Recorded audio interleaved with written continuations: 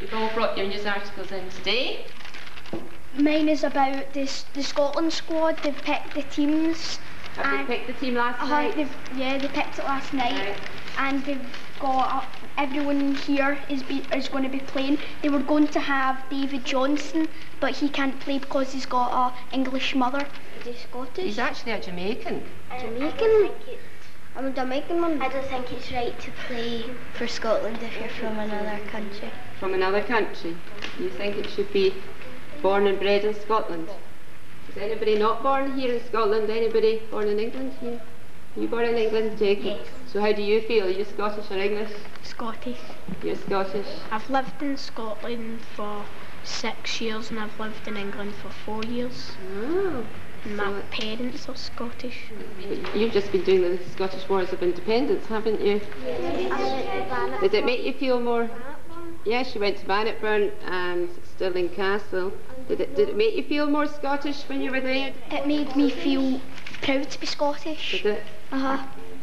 Learning about all the history of things that we've done and how we've fought for our independence. William Wallace and Robert the Bruce and William and Andrew Murray never gave up, they kept on trying. I think that's what the Scotland team should do, keep on trying against England, never give up.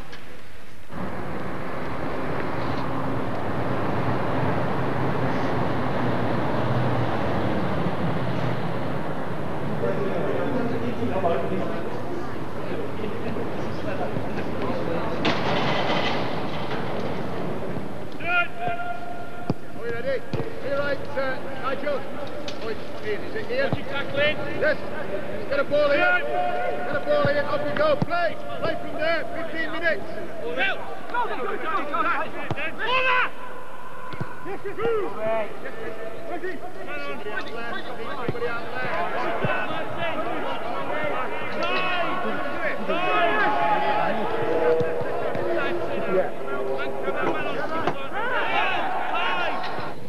Kevin, welcome to Scotland. Hi, mate.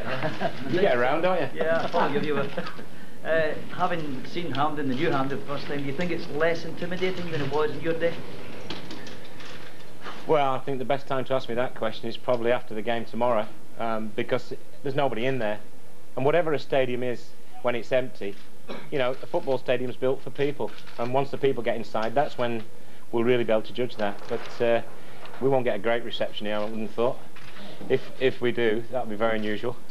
But I'm more interested in how they play and perform on the day.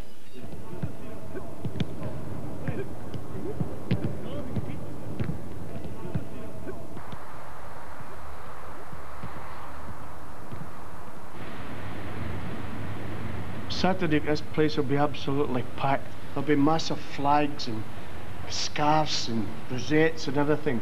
You've got people coming from all over here selling stuff, and the crowds will all be massing in there, and there'll be hundreds of police in the area. There's always been great passion for Scotland to beat England, the same as probably England like to beat Scotland. But what really gets the Scottish people's back up, really, is the media. The English commentators, I mean, they're so biased, it's unbelievable. And they maybe not think they're being biased, but up here, we think they're being very biased. And I mean, it's just putting a sort of more aggro into it, you know. And we feel, oh, if we could beat England, these people would keep quiet, you know. But a pint might come up here and have a wee look, a wee listen. If the roar will be able to come through. But I'll be watching television anyway, I definitely know that, you know. Sitting praying, you know. See, everybody can see you praying in the park. I'll be praying for them.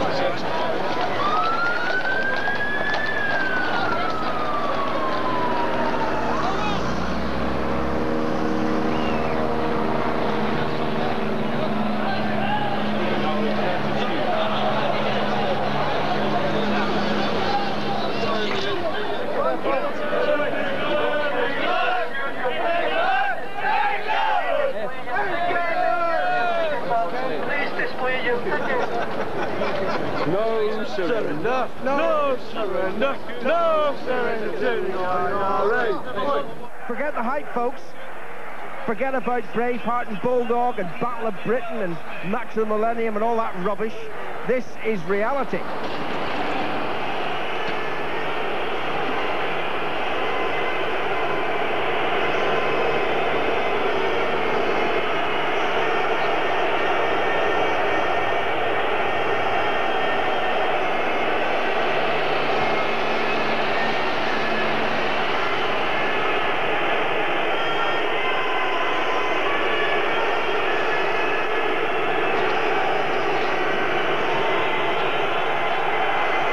Well, I'd hate to let the moment pass without passing comment, but the Scottish fans' response to God Save the Queen was an unmitigated disgrace.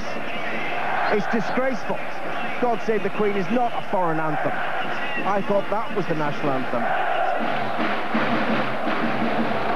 If you have a ticket, please move forward towards the closing area.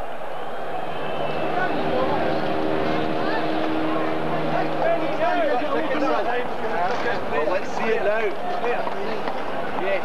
Where your tickets out, now! There's the cross early. Scholes takes it in his chest. Daniels right for him, 51-0, and Paul Scholes has done it for England. Scotland 0, England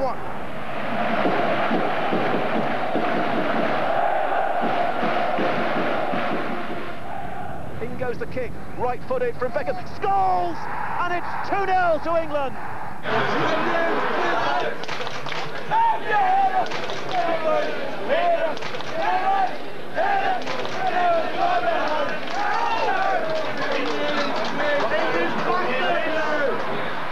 It's a scoreline that's difficult perhaps for them to accept, but nevertheless England took the chances and that's it. And they've won the game.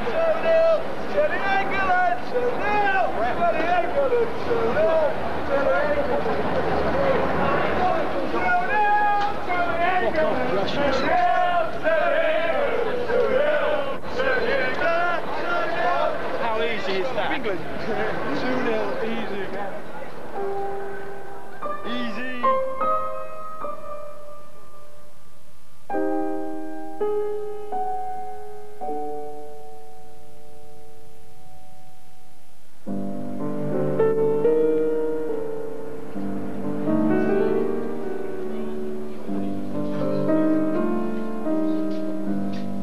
Strathclyde police made 170 arrests before, during and after the game. 2 courts are expected to sit well into the evening in an attempt to deal with the volume of cases.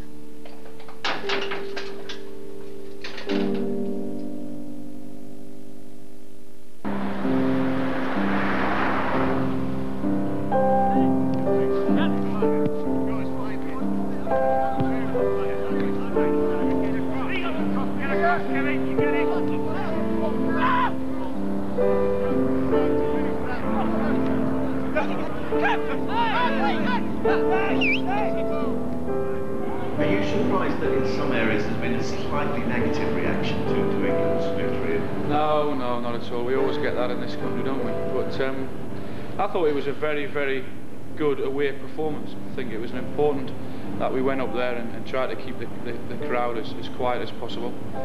Early on that was very difficult. We got the goals at the right time, if there is a right time, if you know what I mean. And I thought it was a very workmanlike, very professional and a good performance, which should stand us in good stead for Wednesday.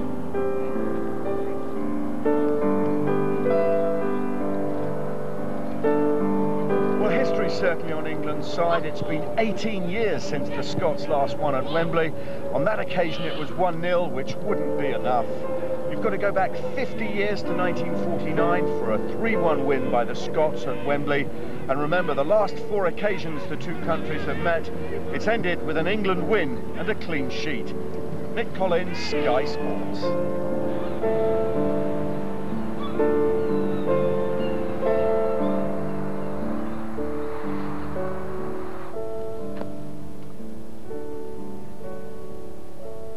We lost 3-1 there. France. That was a wonderful day, but it was a terrible game. My favourite English match was 67.